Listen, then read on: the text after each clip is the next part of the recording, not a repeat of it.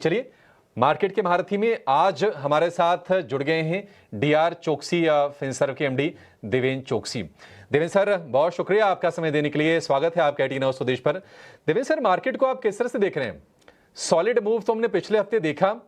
आपको लगता है कि बाजार यहां पर ब्रीदर लेगा या फिर छोटे मोटे करेक्शन के बाद बाजार फिर से यहां से तेज रफ्तार दिखाएगा? आप कैसे देख रहे हैं सर? गुड मॉर्निंग अभिषेक। एक एक चीज ऐसी है कि यहाँ पे मार्केट के अंदर जो विश्वास की जो डेफिशिएंसी थी, वो विश्वास की डेफिशिएंसी अभी नहीं है।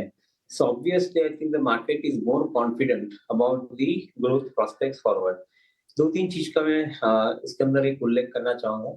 Of course I think the war related situation के लिए ज्यादा बात नहीं करना है, बट पोस्ट वॉर सिचुएशन के अंदर आई थिंक जो हिसाब से भारत का स्थान बना है in global market and global investors के अंदर, ये एक नोटवर्दी पॉइंट रहेगा for future inflow of money into the country. Second most important thing, जो शुरुआत के साल की जब शुरुआत हुई थी तभी जब करेंसी डेप्रिशिएट हो रही थी नवंबर से जनवरी फरवरी तक, ये सिचुएशन के अंदर काफी एडवर्सिटी दिख रही थी हमें। मगर करेंसी का डेप्रिसिएशन रुक जाना और अंदर कंट्री करेंसी स्टेबलाइज हो जाना रूपी टू डॉलर, ये एक बहुत बड़ी बात है। इसके हिसाब से भी एफपीआई का इनफ्लो का जो प्रोस्पेक्ट्स है, वो पॉसिबिलिटी काफी हद तक हमें दिख रही है। तीसरी तरफ हम देखें तो जो इन्फ्लेशनरी प्रेशर, जिसके कारण आई थिंक इंटरेस्ट रेट घट नहीं रहे थे, तो इन्फ्लेशनरी प्रेशर काफी हद तक कम होते जा रहा है। Both I think the imported inflation in form of oil and other commodity prices and domestic inflation in form of I think food and other commodity prices, दोनों काफी हद तक अंडर कंट्रोल होने के कारण the interest rates are showing the downward trajectory. तो ये एक बहुत बड़ी बात है, क्योंकि भारत एक बड़े 11 लाख सवा 11 लाख करोड़ का जो कैपिटल एक्सपेंडिचर प्रोग्राम इस साल में एग्जीक्यूट करने जा रहा है और अगले साल उसका 10% ग्रोथ आ सकता है उसके ऊपर। तो ये एक महंगाई कम होने के कारण और आपका इंटरेस्ट रेट कम होने के कारण ये प्रोग्राम एक्सेलरेट हो सकता है। तो ये तीसरा पॉइंट है। Again this is a inbuilt character of bringing the FPI money as well as the FDI money, दोनों इसके अंदर आ सकते हैं। And last but not the list, corporate working. Corporate working 24-25 financial year के अंदर काफी हद तक सबड्यूड रहे थे। In fact first 2 quarters of the financial year were I think very subdued quarter. Third quarter के अंदर स्टेबिलिटी बना और फोर्थ क्वार्टर के अंदर वापस ग्रोथ पे रिटर्न हो चुके हैं हम। तो हम ऐसा समझते हैं कि 25-26 के अंदर overall growth in the corporate earning will be in the vicinity of around 15% and above. तो मैं ऐसा समझता हूँ कि I think that is again in thing inbuilt character of bringing good amount of investor into the market place. So overall market का trajectory ऊपर रहना चाहिए। बीच में थोड़े बहुत करेक्शंस जरूर आएंगे, because in between I think the market become little bit expensive, तो थोड़ा बहुत करेक्शन जरूर आएगा, but I think every correction will be a buy opportunity in the market. Devendra sir, good morning. Mansi this side.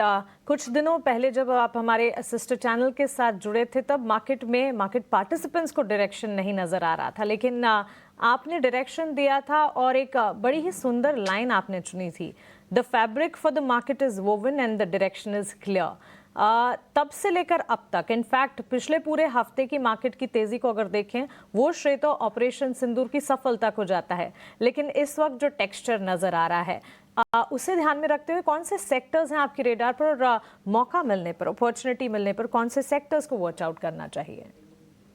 Good morning Mansi, you are spot on. जो हिसाब से हम देख रहे हैं ग्रोथ के माध्यम को, मुझे लगता है कि जो एक डार्क हॉर्स रहेगा सेक्टर के अंदर, वो मेटल एंड मेटल कमोडिटी रहेगा। दो कारण है उसके लिए। एक तरफ ग्लोबली वॉर सिचुएशन कंट्रोल में आने के कारण, and I'm including the possibility of war situation coming under control after America and Iran signs a nuclear treaty. तो एक पॉसिबिलिटी है। और दूसरी तरफ रशिया यूक्रेन भी आई थिंक सीज फायर कर चुके हैं, तो शायद वहां पे भी वॉर कंट्रोल में आ सकती है। अगर एक बार वॉर कंट्रोल में आ गई और जैसे ट्रम्प ने बताया है कि वो गाजा स्ट्रिप बाय करना चाहते हैं, डिकंस्ट्रक्ट कर लेंगे उसको, तो दैट मीन्स के after the war is getting over, the construction activity will start. और कंस्ट्रक्शन एक्टिविटी जैसे स्टार्ट होती है, उसके अंदर आपका मेटल और मेटल कमोडिटी का पार्टिसिपेट होना बहुत संभावित है।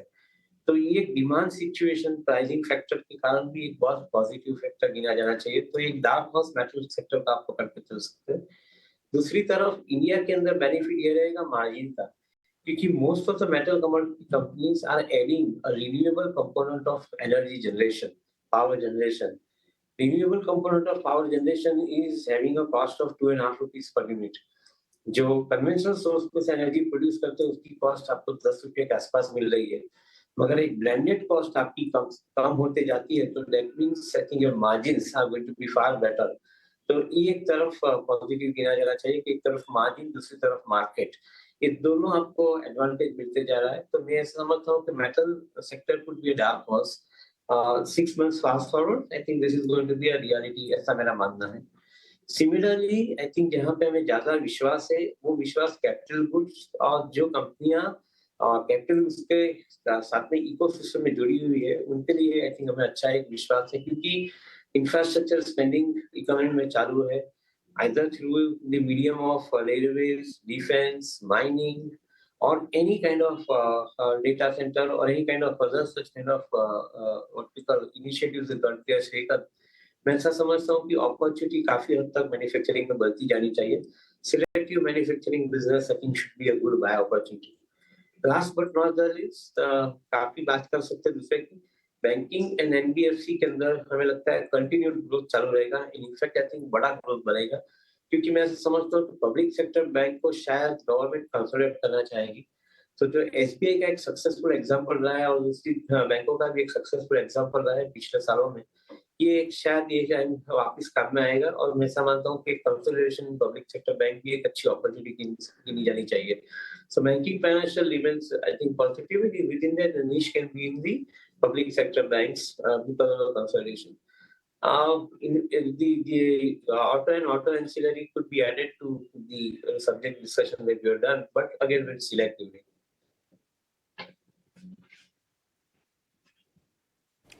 देवेंद्र सर, एक और स्पेस पर जरा व्यू दीजिए. कंजम्पशन को लेकर काफ़ी बुलिश टोन आ रहा था एक्सपोर्ट्स का, और जब टैक्स में राहत देने की जब घोषणा की गई थी बजट में, तो ऐसा कहा गया कि ये सेगमेंट काफ़ी चलेगा. उसके बाद हमने देखा कि तमाम प्रॉब्लम आ गई, एफआईएस को लेकर प्रॉब्लम आ गई, टैरिफ की दिक्कत आ गई, फिर इंडिया पाकिस्तान के बीच में तनाव थोड़ा सा बढ़ गया. आपको लगता है कि कंजम्पशन अभी भी वेल प्लेस्ड है, क्योंकि 3% के आसपास का सीपीआई इन्फ्लेशन है और कहा यह जा रहा है कि 2 से 3 रेट कट तो और होंगे इस साल में. क्या एक और डार्क हॉर्स हो सकता है ये? इनफैक्ट आई थिंक आपने बहुत सही सब्जेक्ट चुना है डिस्कस करने के लिए. ये पहला साल है कि जहाँ पे गवर्नमेंट ने जो टैक्स एग्जम्पशन की लिमिट बढ़ा के 12 लाख की है, उसके लिए ये फर्स्ट ईयर है. और मैं ऐसा समझता हूँ कि I think amount of money retain in the hands of individuals, उसकी एक परचेजिंग पावर के अंदर जो इम्पैक्ट आती है वो इम्पैक्ट एक्सपीरियंस करने का शायद पहला साल है. मैं ऐसा समझता हूँ कि as we successfully progress in respective quarters, मैं ऐसा समझता हूँ कि आई थिंक यहाँ पे आपको एक अच्छी एक क्लैरिटी मिलती जानी चाहिए. But overall consumption, both discretionary and non discretionary consumption, उनके अंदर देखें तो शायद हमें ऐसा लग रहा है कि आई थिंक अपॉर्चुनिटी इसके अंदर बड़ी होती जा रही है. Maybe I will not give premium valuation to any of these companies क्योंकि वो काफी हद तक adequately valued है most of the companies. But मैं ऐसा समझता हूँ कि मार्केट में कोई भी कारण सब करेक्शन आता है, either प्राइस करेक्शन आता है तो मोस्ट वेलकम, प्राइस करेक्शन नहीं आता तो टाइम करेक्शन के साथ में I think some of the companies may become attractive proposition to buy into the portfolio. Devendra sir, बहुत शुक्रिया आपका हमारे साथ जुड़ने के लिए और बाजार पर अपना नजरिया हमारे साथ शेयर करने के लिए. It's always a pleasure to listen to you. Thank you so much sir and have a nice day. Thank you, Mansi. Thank you all. Thank you so much. और एक छोटे दायरे में ही सही लेकिन बाजार रिकवरी की पूरी कोशिश करता हुआ निफ्टी और बैंक निफ्टी के चार्ट्स को अगर आप देखेंगे तो निचले स्तरों से रिकवरी के मोड मोमेंटम जो है वो बिल्कुल नजर आएंगे. ऑन दिस नोट यहाँ पर मार्केट की महारथी 10 के बाजार को हम यहीं समेटने जा रहे हैं. फिलहाल मुझे और अभिषेक को आप दीजिए इजाजत, लेकिन आगे बाजार पर लगातार एक्शन कायम है. 18 आवर्स स्वदेश पर बने रहे हमारे साथ. नमस्कार.